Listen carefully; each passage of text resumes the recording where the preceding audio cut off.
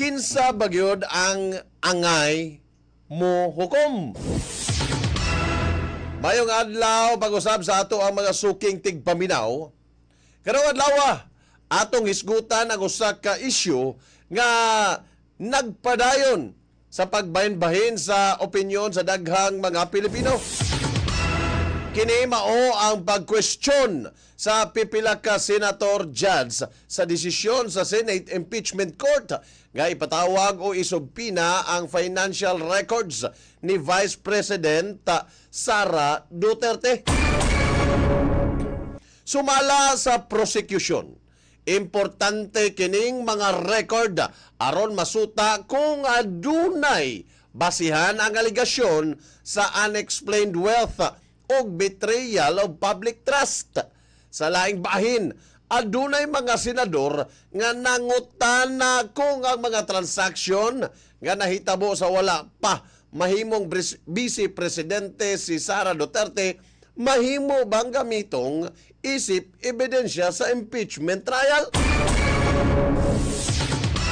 Kini usa ka legal nga debate nga kinahanglang tubagon pinaagi sa balaod o sa konstitusyon.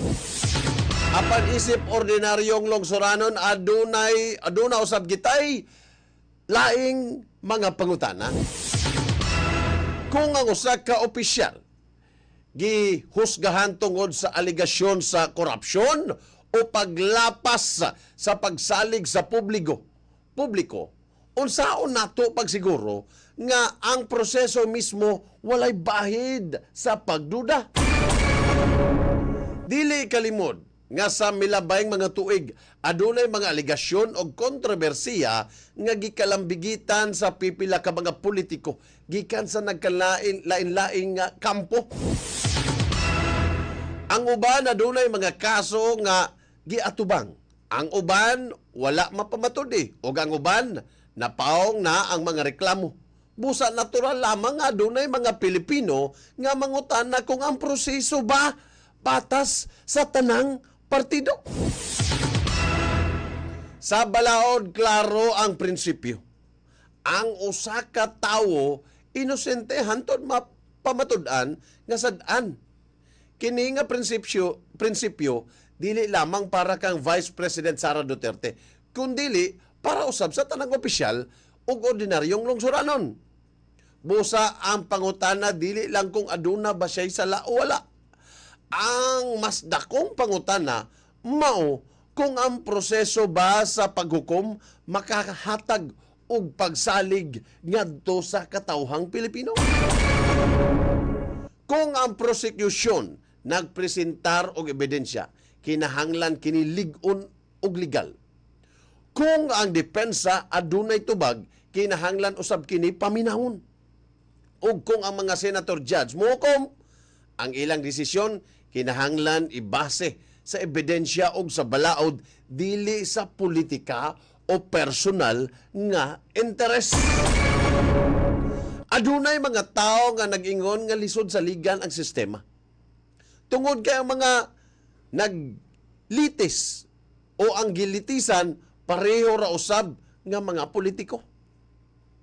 Mao kini ang hinungdan nga ang pagsalig sa publiko usahay mo kunhod. Mausab nga adunay mga tingog nga nagaingon nga basin mas maayo pa kung ang katawhan mismo ang adunay mas dakong papel sa paghusga sa ilang mga lider. Human sa tanan, ang katawhan man ang nagbutang kanila sa pwesto pinaagi sa eleksyon. Apan, kinahanglan usab natong hinumduman nga ang atong konstitusyon naghatag sa Senado sa responsibilidad sa pagpahigayon sa impeachment trial.